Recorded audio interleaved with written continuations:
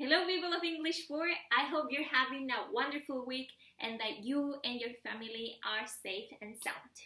This video is for week number 12 of the workshop, and it will be a bit longer than the ones before because it will be divided in two sections. First, I will talk about your to-do list for this week, and second, I will talk about 5 common mistakes you've made in your evaluations. So let's begin. Today we will start our unit 6, and your to-do list will be divided in two sections as usual, workbook and software. In the workbook section, you will have 3 different activities. You can do these activities or do the page 29 of your workbook. The first activity is about household chores, and you will learn how to use some frequency adverbs and some vocabulary. Second, you have to choose the word that it's not possible in a multiple choice activity. And number 3, you will have to write 5 true sentences about your habits on Jamboard. Tell me about your habits of doing exercise, do the cooking, play sports, go for a walk, or do the vacuuming. In the second part of the to-do list, you will have your software with a list of activities I recommend you to do. These activities are related to grammar and vocabulary. And the second thing I want to talk about is about 5 common mistakes you've made in your previous evaluations. These mistakes are related to grammar and pronunciation. Alright, mistake number 1, double subject. Do you remember that at school you learned how to divide a sentence like subject, predicate, verb? Do you remember that? For example, in the sentence, my favorite movie is Titanic, the subject will be my favorite movie, and the predicate will be is Titanic. The verb here is.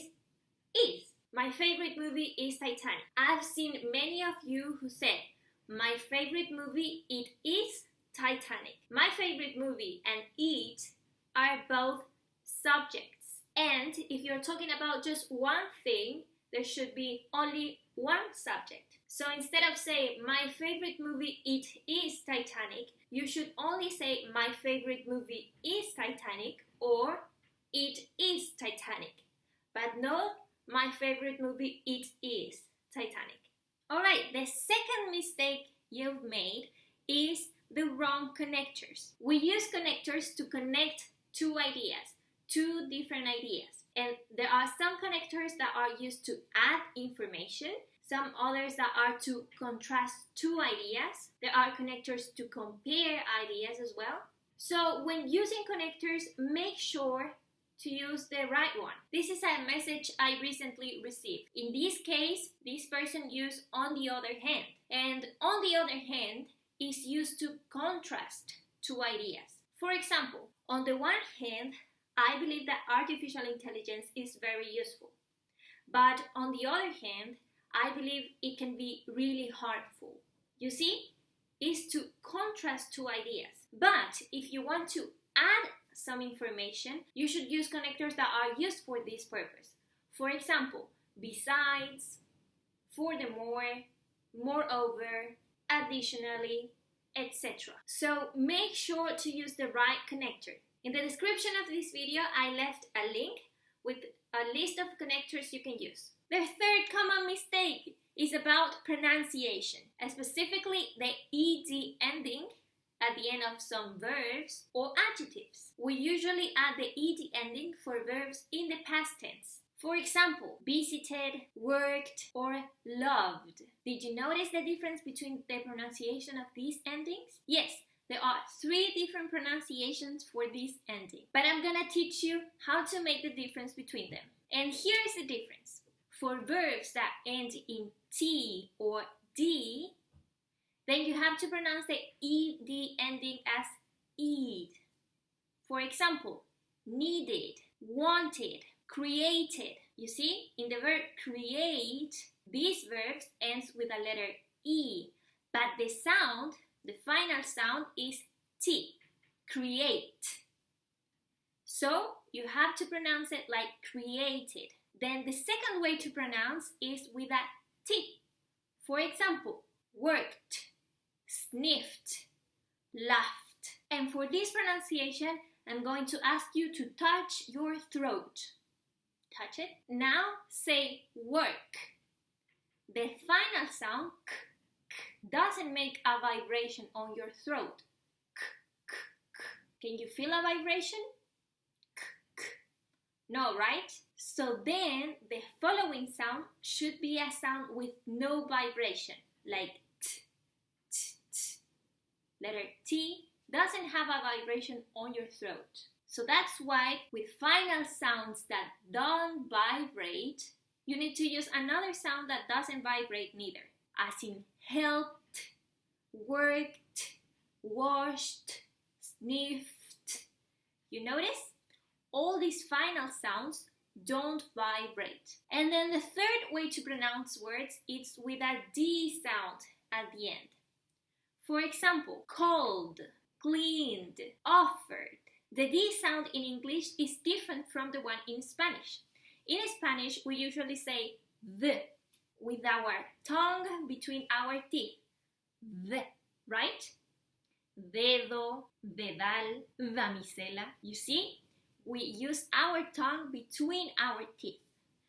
But in English, the sound is different. Say the letter T, tetera. Can you notice that your tongue touches your palate? Alright, so that's the right position to say D in English. December, dolphin, diamond. Alright, can you notice that you don't see my tongue? That's because my tongue is touching my palate. D. Now let's see pronouncing these words. Say call. Does it vibrate the final sound? Yes, it does. So the following sound should be a D. D. Can you notice the vibration? D. Alright, so it's cold. In the word clean, for example, it's the final sound. Can you notice the vibration? Yes, you do. So the final sound for this word is cleaned. Cleaned. Finally, let's see the word offered. Does it vibrate? Right. Offer. So the next sound should vibrate as well. Offered. Alright, perfect. Now the fourth mistake is the pronunciation of these two sounds, as in wash the dishes or watch TV. I know that here in Chile sometimes we feel like ashamed for using the sound sh. This sound over here, ch, it's pronounced as if it had a T sound before. Ch, ch, chocolate. You put your tongue as if you were saying t, t, and then the sound ch, chocolate or chill. But with this sound over here, we don't pronounce that T before. Just sh, as in shh. For example, wash the dishes. You don't say watch the dishes.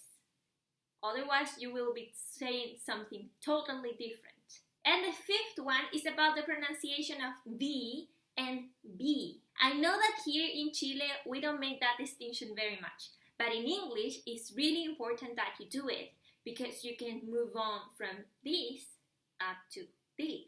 The pronunciation of the B, it's with your two lips touching each other. B, it's bilabial. The two lips touch each other. B. However, the sound of V, it's your lip with your upper teeth. V. V. So for example, if you want to say boys, as in boys, you need to use your two lips together. Boys. But if you want to talk about your voice, then you should make the distinction with your lips and upper teeth.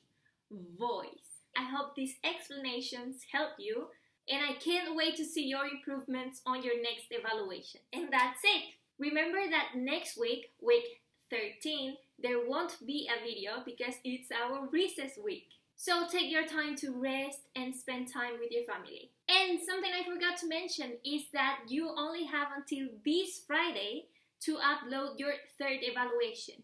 The folder is on Aula Virtual, so drop your evaluation there. Remember that if you have any questions, suggestions, or recommendations, write to my email. You know my email. And please remember the format to write to my email. Also, remember to answer the survey that is in the Class to Class calendar. That survey will help me to know the things that need to be improved. Alright guys, that's all for today. Take care, be safe, wash your hands, and see you next week. Bye!